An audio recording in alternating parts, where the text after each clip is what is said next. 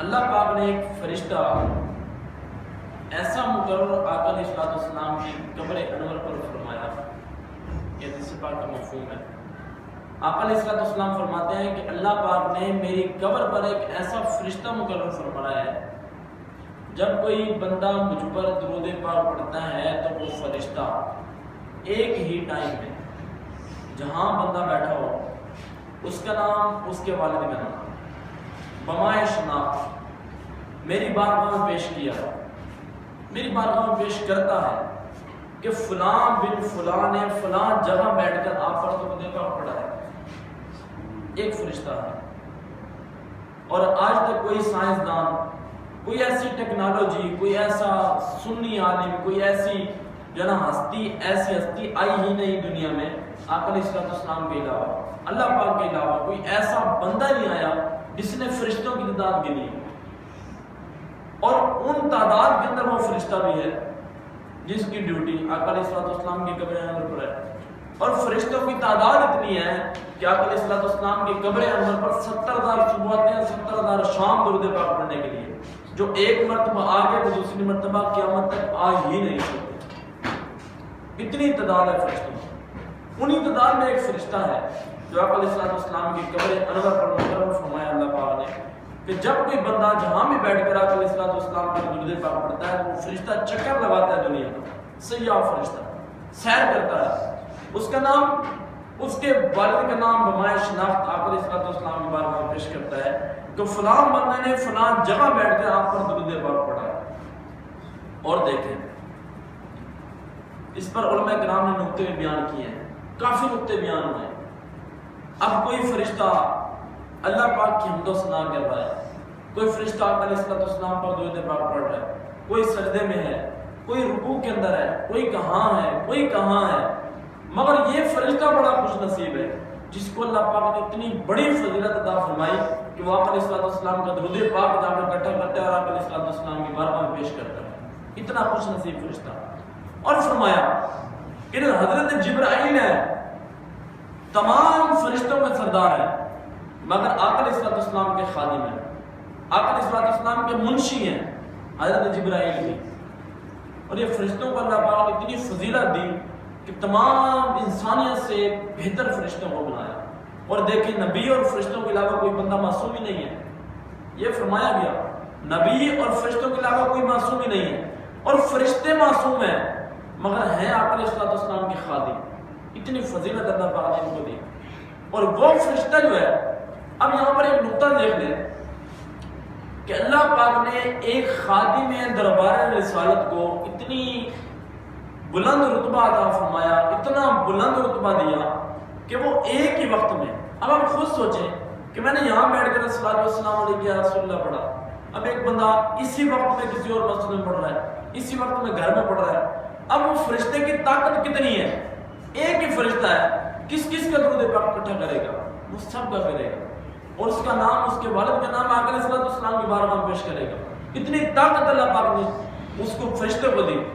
مگر یہاں پر یہ نقطہ ذہن میں بٹھا دیں کہ جس اللہ پاک نے خادم دربار رسالت کو اتنی طاقت دی ہے کہ وہ ایک ہی وقت میں اتنے بندوں کے نام بمائے شناخت وہ بغیر پوچھے جان لیتا ہے، آقا علیہ السلام کی بارگاہ میں جا کر پیش کرتا ہے، یہ خادم دربار رسالت کا اتنا عالم ہے، اتنی شان ہے، تو آقا علیہ السلام کی شان کیسی ہوگی؟ دیکھ ایک فرشتے کا ذریعے جانا ہے، حضرت جبرائیل فرشتوں کے سردار ہے، ہر حکم ہر کام کر سکتے ہیں۔ جب معراج ہوئی، آقا علیہ السلام کا سب سے بڑا معجزہ معراج کا ہے، جب معراج پر گئے تو آقا علیہ السلام کے ساتھ حضرت جبرائیل تھے، جس کو اعلیٰ حضرت نے فرمایا کہ ساتھ ہی منشی رحمت کا قلم دان گیا، نعمتیں بانٹتا جس سمت وہ ذیشان گیا، ساتھ ہی منشی رحمت کا قلم دان گیا۔ حضرت جبرائیل ساتھ گئے مگر سدرۃ المنتہا پر رک گئے، آگے نہیں گئے، آگے نہیں گئے، کیوں؟ حضرت جبرائیل کہتے ہیں میں آگے گیا تو میں جل جاؤں گا، میرے پر جل جائیں گے، اس سے آگے جائیں تو جل جائیں پر جبریل کے، اس سے آگے جانا دیکھا آپ کی نالین کا۔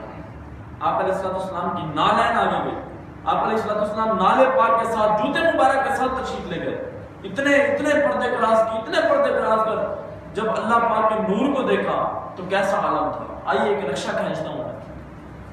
نور کی حد میں فقط نور ہی جا سکتا ہے. صرف اگر ہوتے بشر تو عرش پہ کیسے جاتے؟ یاد رکھیں دودھ ہے لسی ہے, ان دونوں کو جب آپ جوڑیں گے نا وہ ساری دہی بنے گی. گندے پانی کے اندر صحیح پانی ڈالیں گے تو وہ سارا گندا ہو جائے گا. پاک چیز کے اندر ناپاک چیز ڈالیں گے تو وہ ساری ناپاک ہو جائے گی. ایسی مثالیں جو آپ سمجھ سکتے ہیں. اور بندہ وہی قابل اعتماد ہوتا ہے, قابل یقین وہی ہے جو اپنی نسل کے ساتھ جڑا رہے, اپنے ہم اثر کے ساتھ جڑا رہے. اور یہ آقا علیہ السلام ایسے نور ہے جو نور کے اندر داخل ہوئے. شیطان کہتا ہے کہ آقا علیہ السلام بشر ہے. نہیں, آقا علیہ السلام کو نور تب اللہ پاک نے پیدا فرمایا جب دنیا ہی نہیں تھی, جنت دوزخ بھی نہیں تھی, کچھ بھی نہیں تھا. اللہ پاک کا نور تب سے آقا علیہ السلام کا نور اللہ پاک نے تب سے پیدا فرما دیا. اور یہ نور آقا علیہ السلام کا وہ نور ہے جس کے ذریعے پوری کائنات روشن ہے. حضرت جبرائیل جب گئے سدرۃ المنتہا تک تو ہاتھ کھڑے ہو گئے کہ حضور میں آگے جانے سے آگے گئے تو میرے پر جل جائیں گے, پر جل جائیں گے. رک گئے. آقا علیہ السلام آگے گئے. کتنے پردے آئے آپ کے سینے پر لگے اور پھٹتے گئے, پھٹتے گئے. اتنے پردے آئے, نور کے پردے لگتے گئے, پھٹتے گئے. آخر تک آقا علیہ السلام اللہ پاک کے نور تک پہنچ گئے. جب وہاں پہنچے آقا علیہ السلام کا اللہ پاک نے دیدار کیا. آقا علیہ السلام نے جب تجلیات نور, اب ایک تجلی دنیا کی, ایک تجلی آخرت کی.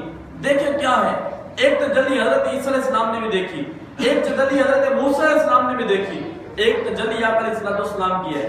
وہ ایک تجلی نہیں ہے آقا علیہ السلام کی, وہ تجلیات ہیں. کتنی تجلی ہیں آقا علیہ السلام, اور تجلیات کے اندر نہا رہے ہیں, گھوم رہے ہیں, پھر رہے ہیں, کچھ نہیں ہو رہا. کیا ہے؟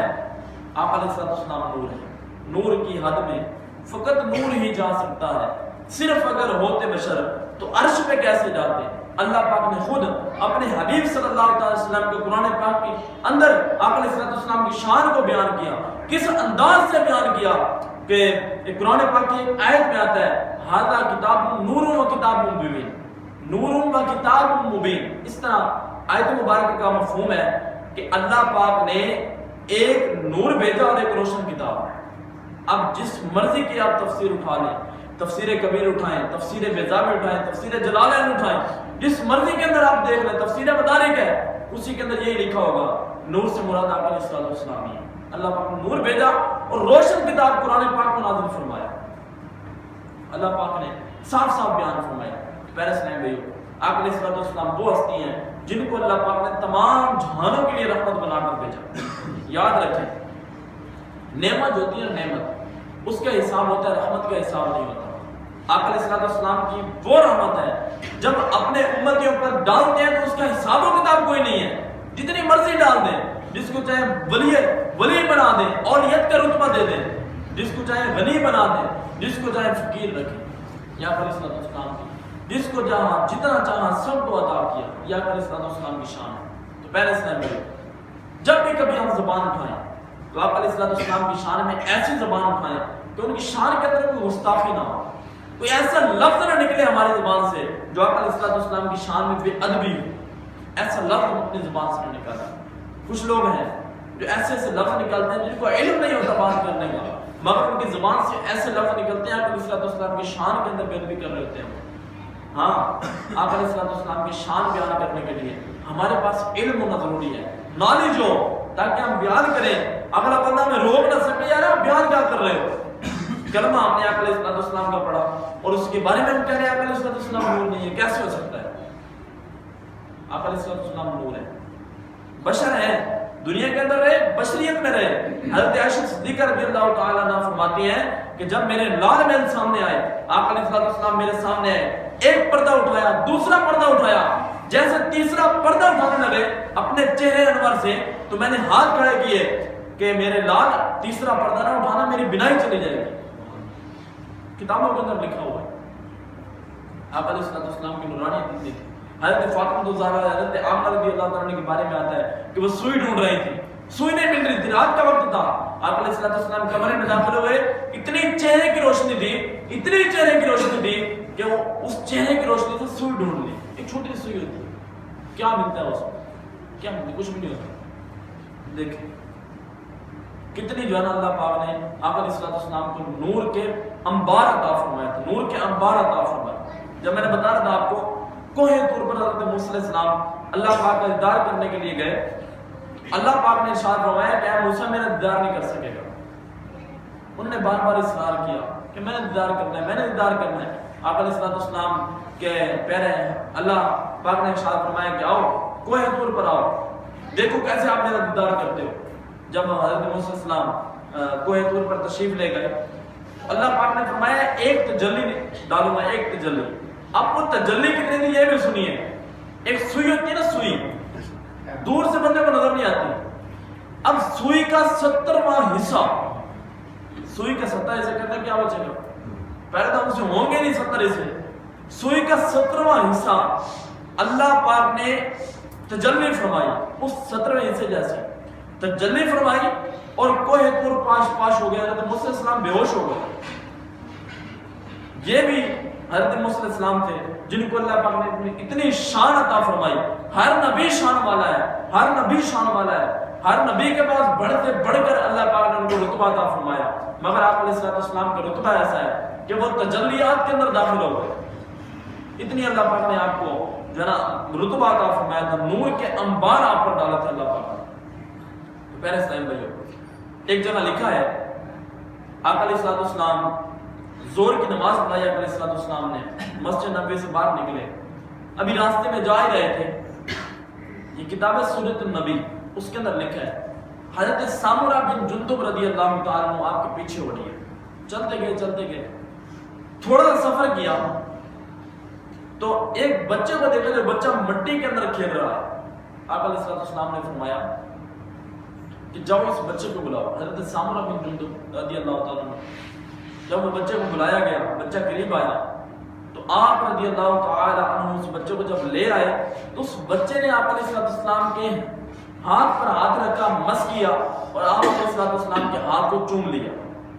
حضرت سامورہ رضی اللہ تعالیٰ عنہ دیکھ رہے تھے, انہوں نے کہا کہ اس بچے کی شان اتنی کہ آپ علیہ السلام کے ہاتھ کو چوم رہا ہے, کیوں نہ ہو میں بھی آگے بڑھوں. حضرت سامورہ رضی اللہ تعالیٰ عنہ فرماتے ہیں کہ میں بڑا, آپ علیہ السلام کے ہاتھ میں ہاتھ دیا, جب ہاتھ چوما اتنی خوشبو آپ علیہ السلام کے ہاتھ سے آئی, اتنی خوشبو آپ علیہ السلام کے ہاتھ سے آئی, مجھے ایسا لگا کہ جیسے آپ علیہ السلام نے ابھی عطروں کے اندر ہاتھ ڈالا اور نکالا. اتنی خوشبو آپ علیہ السلام کے ہاتھ سے آئی. اور فرمایا کہ جب میں نے ان کو ہاتھ لگایا آپ علیہ السلام کو تو میرا جو ہاتھ تھا وہ پہلے سے اتنا روشن ہو گیا گویا کہ مجھے دودھ دکھائی دیتا, دودھ کی طرح سفید نظر آتا. آپ علیہ السلام جس کو ہاتھ لگا دے وہ بھی نور والا ہو جائے, اس کو آپ بھی نہ جلا سکے. یہ لکھا ہوا ہے کتابوں کے اندر. تو اللہ پاک ہمیں بھی آپ علیہ السلام کے فرامین کے مطابق زندگی گزارنے کی توفیق عطا فرمائے. جس طرح ہمیں اللہ پاک کے حبیب صلی اللہ تعالیٰ علیہ وسلم نے بتایا کہ تم نے ایسی زندگی گزارنی ہے, ایسے اپنے لمحات گزارنے ہیں, تو ویسے ہم چل پڑیں گے نا تو انشاءاللہ ہماری آنے والے بھی نسلیں بہتر ہو جائیں گی, اور ہماری جو چل رہی ہیں نسلیں حال کے اندر یہ بھی بہتر ہو جائیں گی. ہماری سب سے بڑی کمزوری یہ ہے کہ ہم خود قدم نہیں اٹھاتے. کس طرح؟ سیدھی راہ کی طرف. جب ہم سیدھی راہ کی طرف قدم اٹھائیں گے, سیدھی راہ کی طرف ہم چل پڑیں گے تو ہماری نسل بھی وہیں چلے گی. اگر ہم چلے الٹی راہ کی طرف, بار بار کہتا رہتا ہوں میں, بچے جو ہے وہ اپنے باپ کو دیکھ کر چلتے ہیں. اگر باپ بھی الٹی راہ کی طرف چلے تو بیٹا بھی وہیں جائے گا. ہاں کوئی لاکھوں کے اندر ایسا بیٹا ہوتا ہے جو اپنے باپ کو خود گھسیٹ کے لے جاتا ہے, گھسیٹ کے نہیں پکڑ کے لے جاتا ہے کہ جاؤ ابو جی نماز پڑھنے کے لیے چلے. لاکھوں کے اندر کوئی بیٹا ہوتا ہے. مگر اولاد اپنے باپ کو دیکھ کر چلتی ہے, اپنے والدین کو دیکھ کر چلتی ہے. حضرت حسن بصری رحمۃ اللہ تعالیٰ علیہ فرماتے ہیں کہ بیٹی کو بگاڑنے میں ماں کا کردار ہوتا ہے اور بیٹے کو بگاڑنے میں والد کا کردار ہوتا ہے. والد کو چاہیے کہ اپنے بچے کی تربیت قرآن و سنت کے مطابق کرے, اور والدہ کو چاہیے کہ اپنے بیٹے کی تربیت قرآن و سنت کے مطابق کرے. کیونکہ بیٹے کے اندر مسائل ایسے ہوتے ہیں جو والد نہیں بیان کر سکتا, اور بیٹے کے اندر ایسے مسائل ہوتے ہیں جو والدہ نہیں بیان کر پاتا. ایسے مسائل والدین خود ہی ڈسکس کر لیں, اپنے بچوں کو ایسی راہ میں چلائیں کہ وہ بچہ ہمارے آئندہ کے لیے, آئندہ آنے والے کل کے لیے وہ ہمارے لیے ذریعہ نجات بن جائے. کس طرح؟ بچے کو حافظ قرآن بنائیں, عالم دین بنائیں, حافظ قرآن اپنی 10 پشتوں کو، اپنے خاندان میں سے 10 بندوں کو جنت میں داخل کروائے گا، حافظ قرآن۔ اور عالم دین کی شان کیا ہے؟ کل قیامت کے دن آواز آئے گی، سارے حافظ قرآن اپنے والدین کو لے کر جنت میں داخل ہو جائیں اور عالم دین رک جائیں، ہر نیک بندہ جنت میں داخل ہو جائے گا، اور عالم دین کو کہا جائے تم رک جاؤ۔ اب عالم دین کہے گا یا اللہ میں نے تیرے دین کی خدمت کی، میں وہاں رہا، مسائل سکھائے لوگوں کو، تیرے دین کی خدمت کرتا رہا، آج مجھے بھی روک لیا۔ تو اللہ پاک ارشاد فرمائے گا تو نے دوسروں کو بھی سفارش کرنی ہے۔ کوئی بندہ آئے گا، کوئی کہے گا یا سیدی آپ فلاں جگہ بیان کرنے کے لیے آئے تھے تو میں نے آپ کو وضو کروایا تھا نماز سے پہلے، میری سفارش کر دیں، تو وہ عالم دین اس کی شفاعت کرے گا، اسے جنت میں داخل کروا دے گا۔ کوئی آئے گا کہ فلاں جگہ آپ نے مجھے مسئلہ سکھایا تھا، میں نے اس مسئلے پر عمل کیا اور آج تک عمل اس مسئلے پر کرتا آ رہا ہوں، میری سفارش کر دو، عالم دین اس کی شفاعت کرے گا اور اسے جنت میں داخل کروا دے گا۔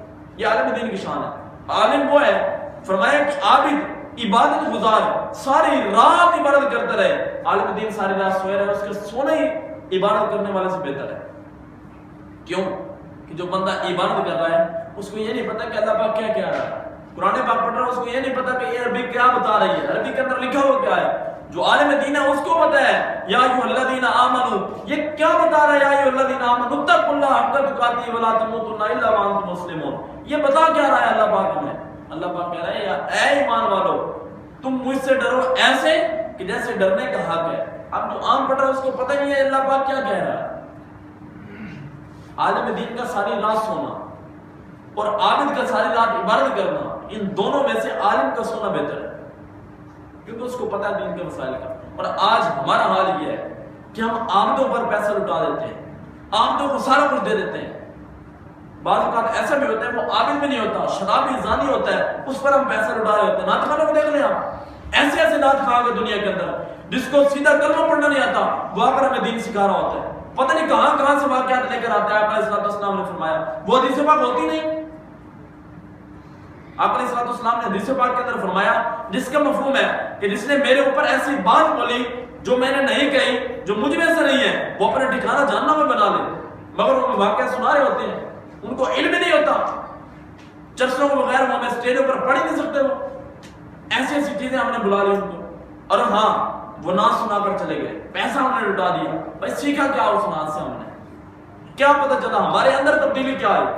بھائی بیان کا مقصد وہ ہوتا ہے کہ بندہ خود نہ خود اپنے آپ کو بدل لے۔ کیا بدلے؟ نعت خانی بدل سکتے۔ یاد رکھیں اعلیٰ حضرت رحمۃ اللہ تعالیٰ علیہ اپنے فتاوی رضویہ شریف کے اندر لکھتا ہے کہ نعت خواہ کو پیسہ دینا جائز نہیں، نہ اس کا لینا جائز نہ آپ کا دینا جائز، نعت خواہ کو نہیں دے سکتے پیسے۔ ہاں جو علماء کرام ہیں جو دین کے صحیح علم سکھاتے ہیں ان کو آپ پیسہ دیں، اور عالم دین بھی ایسا ہو کہ جو بندہ پیسہ نہ مکائے، اتنے پیسے لوں گا تب آؤں گا، نہیں ایسا نہیں ہونا چاہیے۔ ہاں ہمیں خود کو ہونا چاہیے یار اتنے بڑے عالم دین ہمارے پاس آ رہے ہیں، اس کی گاڑی کا کرایہ کتنا لگا ہے، اس کو خرچہ کتنا دینا ہے میں نے، ہم خود سوچیں۔ شادی ہوتی ہے، شادی پر 1,000 روپے کی کھلتی اور اڑ رہی ہوتی ہیں۔ جب عالم دین ہمارے پاس ہمیں بیٹھ کے مسئلے سکھا رہا ہے، ایسی ایسی باتیں میں سکھا رہا ہے جو ہمارے اندر نہیں ہے، ہم ان کو 1 روپے نہیں دیتے۔ یہ علماء کرام کی شان، یہ ہمارے اندر تبدیلی نہیں ہے، ایسی ہم نے سیکھا نہیں ہے ایسا۔ یہ کیسے پتہ چلے گا؟ جب ہم خود نماز پڑھنے کے لیے آئیں گے، اپنی اولاد کو لے کر آئیں گے، رکوع کریں گے تو ہمیں پتہ ہونا چاہیے میرے رکوع کے اندر کیا غلطی ہے، ایسا کرنا درست بھی ہے نہیں۔ سجدہ ہم نے کر لیا، رکوع کر لیا، نماز پڑھ لی، اب اس کے اندر خدش ہو رہا ہے یار یہ میں نے ایسا کیا، چلو اللہ پاک بخشنے والا ہے، اللہ پاک بخش دے گا، اللہ پاک قبول کرنے والا ہے، مولوی نے تھوڑی قبول کرنی ہے۔ اب مجھے یہ بتائیں آپ میں سے کوئی بیمار ہو جائے، اللہ نہ کرے بیمار ہو جائے، اب بندہ کیا کرتا ہے؟ اچھے سے اچھے ڈاکٹر کے پاس جاتا ہے، اب اچھے سے اچھے ڈاکٹر کو چیک کروائے گا، اب اس کو پتا وہ کہاں سے اچھی دوائی ملتی ہے، اچھی دوائی کی طرف جائے گا وہ، اب اس کو پتا ہوگا کون سا ڈاکٹر انجیکشن اچھا لگاتا ہے، وہ وہاں دوڑے گا۔ سب چیزیں ہمیں پتا ہے، سب چیزیں ہمیں پتا ہے، کون سے اچھے کپڑے کہاں سے ملتے ہیں، کون سے لینے ہیں، سب کچھ ہمیں پتا ہے۔ اگر پتا نہیں ہے تو یہ نہیں پتا کہ دین کہاں سے اچھا ملتا ہے۔ اب اس امام صاحب کے پاس چلے گئے جس کو اپنے مسائل نہیں پتا، اس امام سے ہم جا کے مسائل پوچھ رہے ہیں۔ ہاں اس عالم دین کے ساتھ اٹیچ ہو جائیں، اس عالم دین کے ساتھ اپنا لنک رکھیں، جو عالم درس نظامی بھی کر رہا ہو، درس نظامی کی ہوئی ہو، مفتی ہو، اس کے ساتھ لنک رکھیں، نہ کہ اس امام کے ساتھ جس کو اپنے مسائل پوچھو۔ ہوتا ہے ایسا، بعض اوقات ایسا ہو جاتا ہے. ہمارے محل کے اندر ایک مسجد ہے، رمضان شریف کے اندر اس میں درس ہوتا رہا. اب اس کے اندر ایسا مسئلہ بیان ہوا کہ قربانی کھا لیں آپ مسجد کو دے سکتے ہیں، نہیں دے سکتے. اب وہ اتنے سینکڑوں مجمع کے اندر بیان کر دیا اس بندے نے. جب بعد میں ہم ان کے پاس پہنچے، لکھ کر پرچیاں دی، بولا نہیں ہم نے، پرچیاں دی، اس پر رجوع نہیں کیا انہوں نے. 30 دن درس ہوتا رہا مگر اس بندے نے رجوع نہیں کیا. کیا مسئلہ ٹھیک ہے جی؟ ہر جگہ سے فتویٰ آیا، ہر جگہ سے مسئلہ آیا، نہیں جی فتویٰ ٹھیک ہے. ایسا بھی ہوتا ہے. اس بندے کے پاس جائیں جس کو آپ کو پتا ہو یہاں سے مجھے اچھا علم حاصل ہوگا، یہاں سے مجھے اچھی بات سیکھنے کو ملے گی. ہاں اس بندے نے آپ کو ایک مسئلہ بتا دیا، اب اس مسئلے پر آپ چپ نہ رہیں. اگر آپ کو تھوڑا سا بھی ڈاؤٹ ہے، تھوڑی سی بھی اس کے اندر ڈسکس کرنی ہے تو ایک اور مولوی کے پاس چلے جائیں، ایک اور عالم دین کو ڈھونڈیں، اس کے پاس جائیں. اگر وہ الگ بتاتا ہے جو آپ کے ذہن میں آتا ہے تو پھر آپ اس پر عمل کریں. کیسے ہوگا؟ اب ہمارا حال یہ ہے، دوسرے مولوی کے پاس چلے گئے، فلاں مسجد کے امام نے یہ بتایا تھا اور آپ یہ بتا رہے ہیں. اب کیا ہے، ان دونوں کے آپس میں لگ گئے. ان کی کال آئی جی آپ نے مسئلہ یہ بیان کیا ہے، آپ نے مسئلہ یہ بیان کیا. ایسا بھی نہیں کرنا. ہاں میں نے کسی سے مسئلہ پوچھا، اس نے یہ بتایا، ساتھ ساتھ اس میں آپ رہنمائی فرما دیں، انشاءاللہ وہ آپ کو بتائے گا. الحمدللہ. پہلے اسلام بھائیو، اپنی زندگی کو بہتر بنانے کے لیے ایسے ماحول کے ساتھ اٹیچ ہو جائیں، ایسی تنظیم کے ساتھ، ایسے علماء کرام کے ساتھ اٹیچ ہو جائیں جو ہماری زندگی کو بہتر کریں، آخرت کو بھی ہماری بہتر کر دیں. آج ہمارے پاس یہ سب سے بڑا عالم ہمارے پاس یہ بیٹھا ہے، اس کے اوپر آپ جائیں، گوگل پر سب کچھ جا کر سرچ کریں، سب کچھ آپ کو کتابوں کی صورت میں مل جائے گا، فتووں کی صورت میں مل جائے گا، ہر چیز اس کے اندر ہے. مگر ہم نیگیٹو اس کو یوز کرتے ہیں، پوزیٹیو کی طرف نہیں جاتے. اس کو پازیٹیو یوز کریں. اس کے اندر دیکھیں کہ ہمارے دین کے مسائل کیا ہیں، دین کے مسائل میں نے سیکھنا کیا ہے. اس کے اندر آپ دیکھیں گے تو آپ کو سب کچھ مل جائے گا اس کے اندر انشاءاللہ. اللہ پاک ہمیں عمل کرنے کی توفیق عطا فرمائے. آمین بجائے نبی الامین صلی اللہ تعالی علیہ وسلم. سنت ادا فرمائے.